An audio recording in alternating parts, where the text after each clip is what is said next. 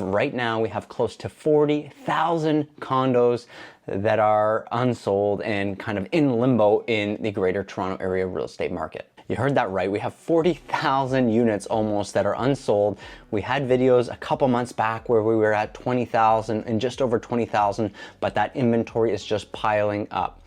In this video here, we're going to break down an article at stories.com, take you through what's actually happening in the GTA real estate market. Where are these unsold units coming from? How many of them are resale? How many of them are assignment sales? So stay tuned throughout this video. I'm going to cover all that for you and more.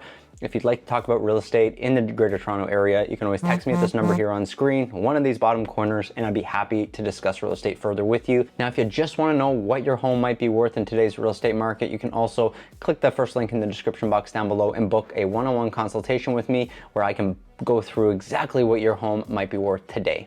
Now, like I mentioned, we are going to look at the supply. Where's it coming from? We have a massive amount of surplus here, and almost 80% of the inventory that's out there in the Greater Toronto Area and Toronto real estate market is condos. So this video is going to be really focused on those condos here. So 40,000 units are in limbo right now, and as you can imagine, if you're trying to sell a condo right now, the stress that you're probably under, especially if you've maybe bought another home and you need to sell your condo, it's got to be really weighing heavy on a lot of these people. So currently there's 24,000 unsold units that are in development. We're talking new development.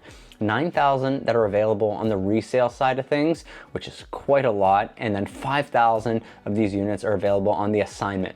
If you're not sure what an assignment is, it's when somebody's actually purchased a unit through a developer.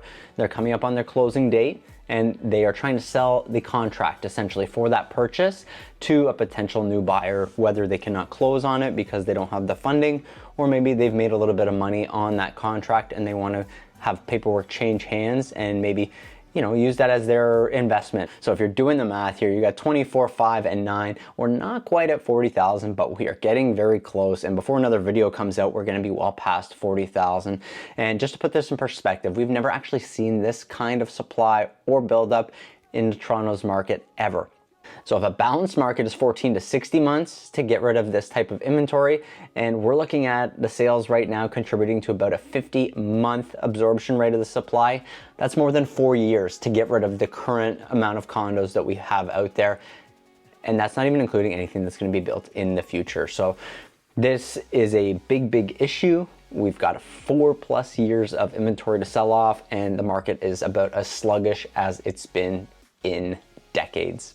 So why this sudden slowdown? There's a bunch of different factors at play, but first off, let's talk about the interest rates. Higher interest rates right now are making a lot of buyers stand on the sidelines.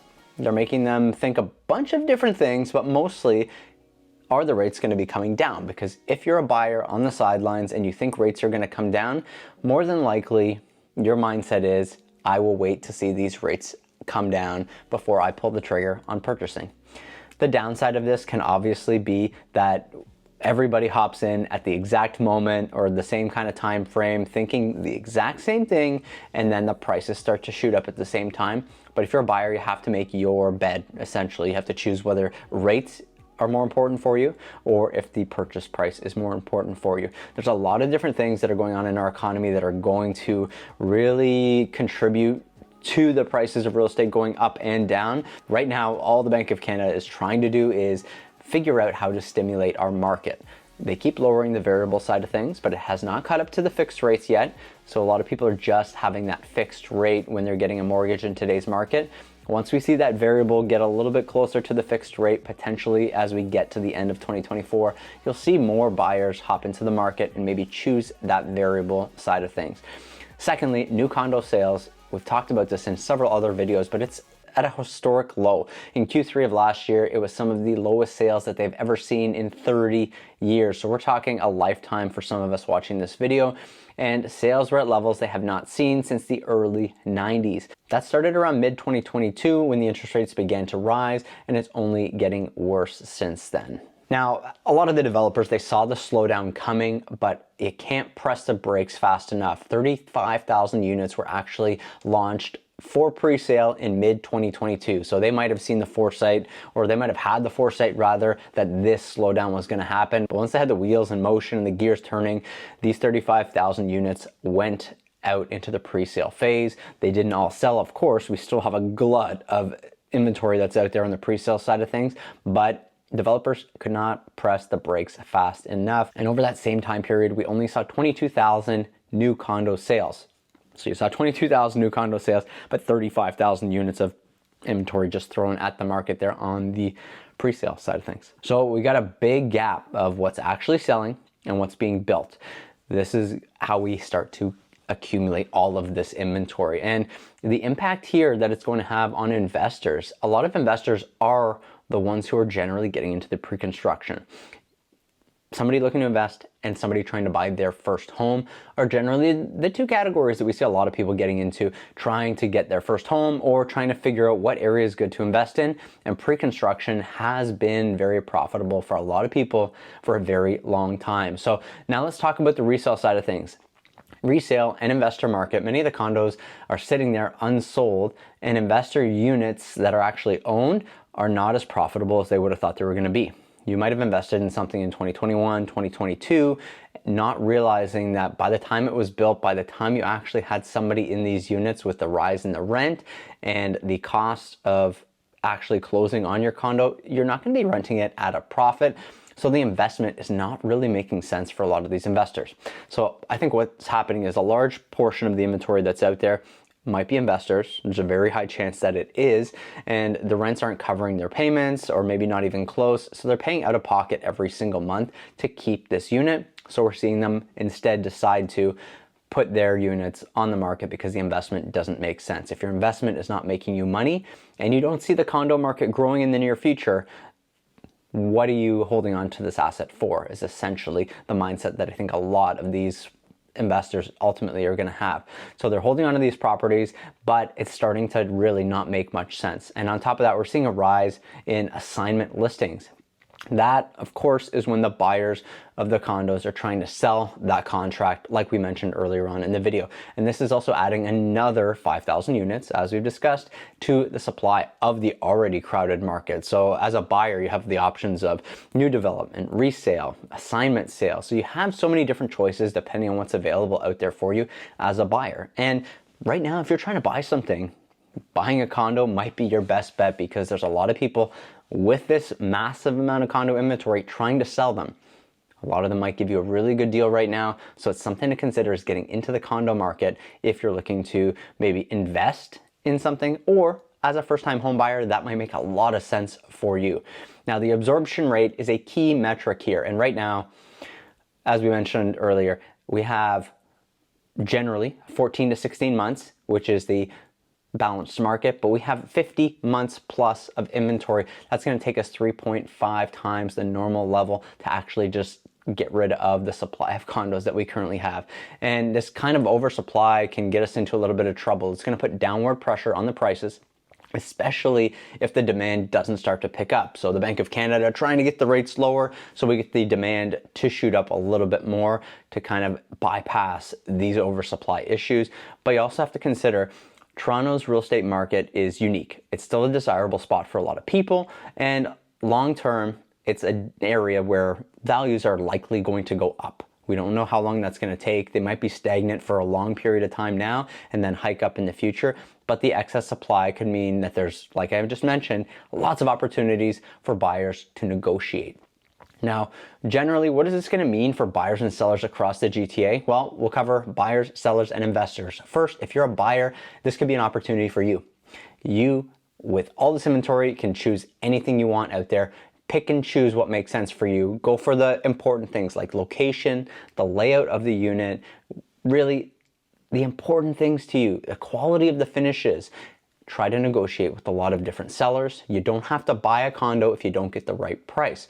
Some people are more desperate than others to sell, and some are willing to sit on their condo, continue to rent it out, or just hold until the market spikes up whenever that does happen. So if you're a buyer, opportunity it's knocking right now. Give me a call. I'll show you lots of condos out there, and we'll actually negotiate, see if we can get you a really good deal.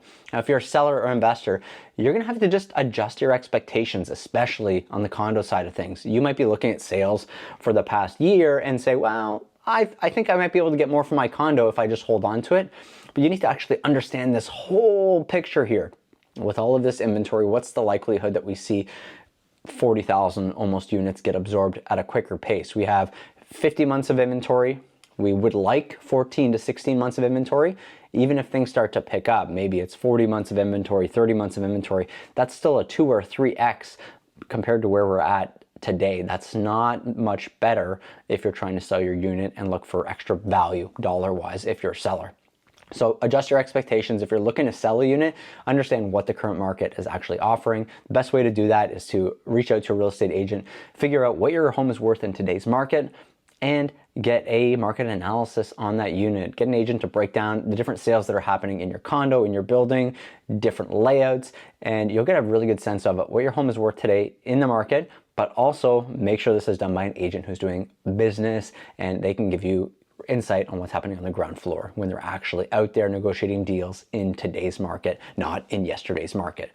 And for investors, it's very, very similar to the seller side of things. Understand you're mitigating the potential future losses by selling today, or if you think the market's going to hike back up in the near future, then you got to say to yourself, maybe we just keep this unit. So let me know in the comment section down below, would it be a good time for you to get into the market if you're a first-time buyer? Now, if you're an investor, are you just trying to get out of the real estate market as a whole, getting out of the real estate market, figuring out what makes more sense for you in the future instead of just suffering and not making any money on your current investment? Now, looking forward, as you've seen in a lot of this discussion here, the data has showed that the condo completions have hit a record high in 2023 with over 24,000 units that were sold. Now they're on track to hit new records 2024, 2025. So the supply issue is not going away anytime soon. Now with all of this inventory being on the market, there is a possibility that some of it can be swallowed up as the rates get lower and lower, and entry into the Toronto real estate market becomes a little bit easier for those investors and first-time home buyers. A lot of people were poo-pooing the investors out there because they're eating up all the inventory, but investors are smart. Right now, they're not eating up the inventory unless they can get a good deal, and they're trying to sell when they think it makes more sense to get rid of their investment. The doors are open for anybody who wants to get into the real estate market. Right now might be your time, especially on the condo side of things. The inventory is at an all-time high, like we've discussed throughout this video. So what does it mean for Toronto's real estate market? Right now, we're seeing something that's unprecedented. We've seen nothing like this since the early 90s, and this huge backlog ultimately is a unique situation. You have to choose whether it's an opportunity for yourself, or you have to choose whether you just need to exercise a lot of caution. So keep an eye on the trends, keep an eye on the videos on the channel, and figure out when the right time for you to jump in is. Thanks so much for watching this video. My name is Mike Carpino. If you'd like to talk real estate further with me, you can book a call in the link in the description box down below, or just text me at the number here on screen, and I'd love to chat Toronto real estate with you. Thanks so much. Have a great day. Bye for now.